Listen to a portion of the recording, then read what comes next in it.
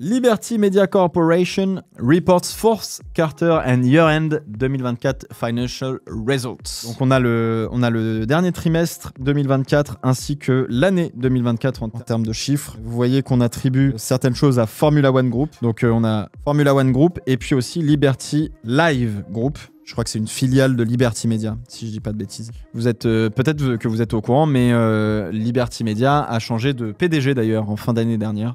C'est plus Greg Maffei, c'est quelqu'un d'autre qui a repris la baraque de mémoire. Et d'ailleurs, si vous voulez, si jamais vous avez de l'argent, vous avez un PEA ou que vous avez envie d'investir, alors c'est peut-être pas avec un PEA, c'est peut-être pas bon. Après, je m'y connais pas assez bien, mais si vous avez envie d'investir par exemple en bourse, vous pouvez investir sur la Formule 1 avec Fuona et avec Fwonk notamment, puisque Fwonk c'est vraiment Formula One, c'est vraiment F1, c'est la société Formula One Management, Formula One Group qui est cotée en bourse. Fuona, je sais plus ce que c'est. C'est l'un ou l'autre, mais voilà. Alors rapidement, qu'est-ce qu'on a 2024, on a eu 6,5 millions de fans qui sont venus sur les Grands Prix. C'est une augmentation de 9,9% par rapport à 2023. On a cumulé 1,6 milliard de téléspectateurs en 2024, 97 millions de followers sur les réseaux sociaux. Et là aussi, je crois que le chiffre est assez gros. C'est une prise de 30%, je crois, en termes d'augmentation. Fuona, c'est ici. Hein. C'est sur le Nasdaq avec Fwonk. Voilà, si jamais. Vous pouvez vous renseigner, évidemment, je suis sûr que vous trouverez des sites très intéressants là-dessus. Ce qui est aussi intéressant de noter de ce qui s'est passé en 2024 d'un point de vue business pour la Formule 1, c'est que la Formule 1, et ça rassure aussi les investisseurs, c'est que la Formule 1 a notamment renouvelé pas mal de contrats avec pour des grands prix, notamment le Grand Prix de Belgique, notamment le Grand Prix des Pays-Bas jusqu'à 2026, notamment le Grand Prix de Chine jusqu'à 2030 et Grand Prix d'Italie et Grand Prix de Monaco jusqu'à 2031. Donc ça, c'est des revenus qui sont sûrs de tomber, tu vois. Donc ça veut dire que renouveler ça veut dire que chaque Grand Prix va payer X millions d'euros par an à Formula One Group pour le coup, pour accueillir la Formule 1 dans le cadre du championnat du monde. Donc ça, c'est plutôt bon. Ça, c'est un bon taf de la part de Stefano Domenicali notamment. Ils ont notamment aussi annoncé une prolongation du partenariat avec Crypto.com jusqu'à 2030. Donc là aussi, ça fait rentrer du pognon. Il y a un nouveau deal avec l'agent, je sais pas si c'est le bon terme, mais l'agent d'une loterie qui s'appelle Halloween en tant que partenaire officiel. Ça, j'avoue, j'ai pas encore lu la news. J'avais la news quelque part dans mes notes et j'ai pas eu le temps de la lire, donc j'ai hâte de voir ce que ça va donner. Mais globalement, c'est un site de paris en ligne, je crois, de mémoire. Donc il y a ça. Ça avait été annoncé en 2024 et ça s'est produit en 2025, mais il y a eu le lancement de la saison entre guillemets à la O2 Arena pour célébrer le 75e anniversaire de la Formule 1 avec les 40 broadcasters, donc les 40 diffuseurs, dont Canal+, bien évidemment par exemple, qui ont justement diffusé le show. Donc ça, c'est une vraie belle réussite d'un point de vue médiatique et d'un point de vue produit à vendre entre guillemets. Est-ce qu'on a eu Liberty Media qui a étendu Extended Date for Regulatory MotoGP au 30 juin 2025. Alors j'ai pas compris s'ils avaient déjà chopé le MotoGP ou en tout cas s'ils vont le choper. Mais ce qui est sûr, c'est que ça y est, Liberty Media est en train d'acquérir les droits du MotoGP, ou en tout cas de récupérer le business, donc ça c'est plutôt bien. Et Liberty Live Group, Live Nation of December. Donc ça, Liberty Live Group, j'avais lu quelque part ce que c'était et je me souviens plus, donc je vais pas plus me pencher là-dessus. Ok, donc sur les deux colonnes de droite, on a 2023 par rapport à 2024 dans l'année et sur les deux colonnes de gauche, c'est par rapport au Q4, donc au dernier trimestre de l'année 2024. Donc ce qui nous intéresse, c'est plutôt les deux colonnes de droite. On a l'entièreté de l'année, du 1er janvier au 31 décembre. Et donc on a une colonne 2023, une colonne 2024, histoire de pouvoir comparer une année à l'autre. Ça, c'est plutôt intéressant. En termes de revenus, Formula One, comme on peut le voir, on est passé de 3,222 à 3,411. On parle en millions de dollars. Donc on est passé de 3,2 milliards de dollars de revenus à 3,4 milliards. Donc petite augmentation en termes de revenus pour Formula One. Qu'est-ce qu'on avait d'autre? Corporate Other, bof. Ok. Intergroup Elimination. Bon, après ça c'est du financier. Les Operating Income Loss. Alors attends. Là, je me replonge dans les comment ça s'appelle, dans les Operating income, ça c'est les produits. Oh, j'ai pas la traduction française. Si jamais vous l'avez, je suis chaud de le prendre aussi. Si jamais vous avez operating income, c'est quoi? C'est les produits d'exploitation, je pense. Produits d'exploitation, ça doit être ça. 492 millions. On est passé de 392 à 492 millions, donc c'est quand même pas mal, hein. Plus 100 millions, c'est correct. C'est plutôt bénéfice d'exploitation. Et puis on a l'adjusted OBDA, ça doit être l'EBITDA, pardon, comme on dit, le produit d'exploitation, merci, tout simplement. Donc c'est les revenus globalement. Les produits de 725 à 791. Faut que je me remette beaucoup plus dans la compta, ça me servira moi pour ma boîte et ça me servira aussi pour analyser ces chiffres. C'est un peu compliqué en vrai d'analyser les chiffres, je suis pas non plus le plus grand analyste financier pour le coup. Alors, on regarde Primary Formula One Revenue. On a augmenté de 8% par rapport à 2023. Donc ça, c'est plutôt une bonne nouvelle. Team Payments. Les teams ont reçu un petit peu plus de thunes de la part de Liberty Media, 4% en tout. Attends, que je dise pas de bêtises. Oui, non, c'est des coûts. C'est des coûts, donc c'est vraiment de l'argent qui sort. En 2023, on avait 22 Grands Prix. Ah ouais. Y a pas Imola qui avait été annulé. Je parle de 2023. Ouais. Oui, c'était 2023. Hein. Attends. Y a moyen qu'en 2023, on soit à 22. On avait prévu 24 peut-être et on avait eu que 22. Il y avait 23 Grands Prix et... C'était Imola annulé en 2023, ouais, c'est ça. Pour les inondations. Putain, ça fait déjà quasiment 2 ans. Putain, la vache. Ça passe vite. Imola et Japon. Pourquoi Japon s'est annulé? Non, c'était pas annulé le Japon. Ça, c'est des chiffres qui vont moins nous parler. Mais l'entête était intéressante en tout cas à traiter ça pour le coup, parce que c'est un bon résumé de ce qui se passe d'un point de vue business sur la Formule 1. Chine annulée en 2023, oui c'est ça, ouais.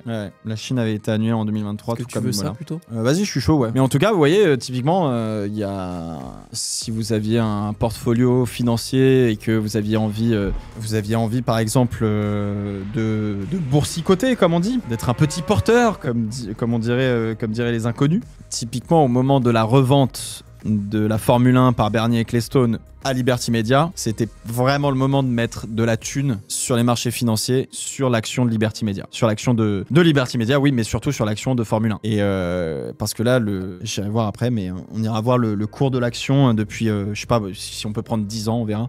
Ça peut être vraiment intéressant. Voilà les grands chiffres dont on a parlé là, il y a quelques minutes. Effectivement, vous voyez, on a gagné 9% en termes de fans qui se sont déplacés sur les Grands Prix, malgré un prix des tickets, je pense, qui est en augmentation sur les dernières années à mon avis. Vous voyez qu'on a pris un plus 37% sur les followers à travers les différents canaux des réseaux sociaux. Et donc en TV, en termes d'audience télévisuelle, on prend 6% avec 1,6 milliard de téléspectateurs en cumulé sur l'année 2024, ce qui reste assez énorme. Non, c'est pas le pic d'audience, c'est le cumul sur toute l'année de tous les gens qui ont regardé la Formule 1. Je vais juste essayer d'aller voir, est-ce que j'ai la bourse là-dedans? Putain de merde. Il y avait tellement un coup de fou furieux à faire. Oh là là. Donc là, on est sur l'action de Formula One Group, qui est cotée donc au Nasdaq, la bourse de New York. Vous voyez, on est ici, là, on est en 2016. À ce moment-là, c'est toujours Bernie Ecclestone qui est à la tête de la Formule 1 et je pense que le rachat par Liberty Media est en train de se profiler. Ou c'est peut-être ici, il faudra qu'on retrouve les dates justement pour savoir quand est-ce que Liberty Media a racheté les droits de la Formule 1 à CVC Partners, non CVC Capital, pardon. C'était les propriétaires de la Formule 1 et c'était Bernie Ecclestone qui était CVC, c'était la boîte qui gérait comme Liberty Media l'est aujourd'hui. Et Bernie Ecclestone était le CEO de Formula One Group, comme l'est aujourd'hui par exemple Stefano Domenicali. Je pense que c'est dans cette période-là, mi-2016, qu'on a eu le vent, peut-être même début 2016, que Liberty Media allait racheter la Formule 1. Janvier 2017. Non mais ça c'est leur prise de fonction. Sinon... Mais il y avait peut-être des... J'ai fin 2016, début 2017. Ok. Bon alors, du coup ça veut dire que là, vous voyez le creux qui a remonté derrière, à mon avis. A priori, ce serait plutôt effectivement le moment où on a commencé à dire « Ah, Liberty Media est en train de racheter la Formule 1, il y a peut-être un coup à faire. » Ils ont racheté la Formule 1 pour 4 milliards de dollars de mémoire. Donc admettons, vous mettez un petit peu d'argent en bourse sur l'action Formule 1, vous mettez 100 balles. Oh putain, la vache. c'est resté, bon, ça a vacillé, mais globalement, ça allait. 2019, grâce à Drive to Survive, ça a pris incroyable. Ça a pris quand même $10 d'action, d'après ce que je vois. Ouais, on oscille entre les 30 et les 40 quasiment en 2017 jusqu'à fin 2017. 2018, on a eu un petit peu du mal. Ouais. Puis en 2019, on remonte, quoi. Moi, j'aurais plutôt 8 milliards. 8 milliards le rachat de la F1. Liberty Media a également précisé cette semaine avoir levé 1,55 milliard de dollars auprès d'investisseurs, somme nécessaire au financement de l'opération d'un total montant d'environ 8 milliards, dettes comprises. Ça date de quand, ça? Le 17 décembre 2016. Ok, donc là, donc on est vraiment par là. Ok, donc... en tout cas, c'est fin 2016, début 2017. Ici, on a la chute du Covid. Donc là, c'était le moment de re-rentrer sur Formula One d'un point de vue bourse. Dans le sens où, effectivement, on savait pas si la F1 continuerait d'exister, à quel point ça allait se péter la gueule, parce que c'était très très difficile, parce qu'il fallait que les équipes continuent de payer leurs employés, etc. Et sauf que personne pouvait rouler et personne pouvait faire de rentrée d'argent, du coup, à ce moment-là. Mais ils sont bien redressés et regardez derrière, mais... Wow, c'est remonté jusqu'à presque passer les $100 d'action sur ce début d'année 2025. Et est-ce que, alors attends, 2024, 15 janvier, 12 février, 26 février, l'action a pris un pic d'enfoiré. Je me demande si c'est pas la signature de Lewis Hamilton chez Ferrari, tu vois, typiquement. Ah ouais, en fin d'année dernière, peut-être avec le championnat, Verstappen, McLaren qui gagne, tu vois, de décembre, là pareil, on a pris beaucoup en termes de croissance pour l'action, hein. Hyper intéressant. Bref, en tout cas, si vous aviez il y a 10 ans un peu d'argent à mettre sur Formula One, c'était peut-être le moment. Et en mi-2016, vos $19 se transforment aujourd'hui en $90, ce qui est quand même une belle amélioration. Et vous voyez, sur les 5 dernières années, donc là on est typiquement au moment du Covid le plus violent, on est tombé à 24 et là on est remonté à 90, quoi. Oh là là là. Belle remontada. Putain, c'est du taf, hein. C'est du taf. Il fait voir sur 2 ans. Vraiment, mais l'année dernière, on était quoi? Vraiment sur Q3, Q4, il y a eu... Faudrait que je revoie, mais ouais, c'est ça, sur décembre 2024, on a eu probablement plein d'effets d'annonce, de renouvellement, de ceci, de cela. Quand est-ce qu'on a annoncé, Andretti et General Motors? En novembre, non? Ça a peut-être dû plaire. L'annonce officielle. Ouais, ça a peut-être dû plaire. Ça a peut-être dû plaire justement aux investisseurs potentiellement. Sachant qu'il n'y a pas une vraie annonce. Du coup, General Motors Cadillac c'était officialisé le 25 novembre 2024. Ok. Ouais, bah c'est ça. On était en plein dans le. Ouais, c'est ça. On est en plein là-dedans. Ok, intéressant. Comme quoi, vous voyez, les effets d'annonce sont importants. Donc. Enrichir les gens qui détruisent notre sport. Bah globalement la Formule 1 s'est jamais aussi bien portée, hein. On a eu une très belle fin de saison l'année dernière. Cette année on va avoir une fin de saison, une saison absolument incroyable. La FIA, alors encore une fois, hein, merci de faire la distinction. FIA, Formula One Group, c'est pas du tout la même chose. FIA ça fait les règlements, ça ne touche pas au pognon, ça ne touche pas au business. Formula One Group c'est Liberty Media et c'est eux qui font tout le business et qui font en sorte d'avoir F1 TV, qui font en sorte d'avoir des réseaux sociaux où on a du contenu, etc. et de rapporter justement des sponsors qui puissent payer des factures, etc. Donc c'est pas la même chose. Question, je suis nul là-dedans. Toutes les entreprises sont en bourse? Non. Est-ce que la FIA? Non. La FIA est un organisme, c'est une fédération et c'est un organisme privé et c'est pour ça que c'est extrêmement opaque alors que promis lors de sa campagne pour devenir président de la FIA, pour début 2022, avait promis à donner beaucoup plus de transparence où allait l'argent de la FIA, etc. Résultat, c'est tout à fait le contraire qui s'est produit parce que je pense qu'ils se sont rendus compte à quel point il y a des choses de pas nettes du tout et que en fait faut que ça reste comme ça parce que vous comprenez, voilà. La FIA n'est pas une entreprise, là où Formula One est effectivement une entreprise et à but lucratif comme toutes les entreprises dans le monde. C'est pour ça qu'on fait des entreprises, c'est pour faire du pognon. Donc voilà, dans l'ensemble, effectivement, on peut reprocher certaines choses à Liberty Media, mais en tout cas, on peut pas leur reprocher de faire en sorte que le sport se porte mieux qu'avant. Et quand vous voyez, il y a 10 ans, l'action sous Bernie Ecclestone, elle oscillait aux alentours des $30.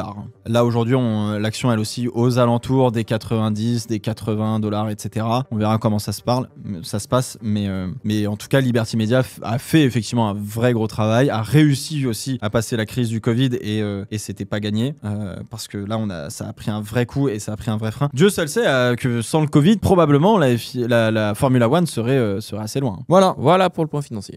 C'était le point Tunas.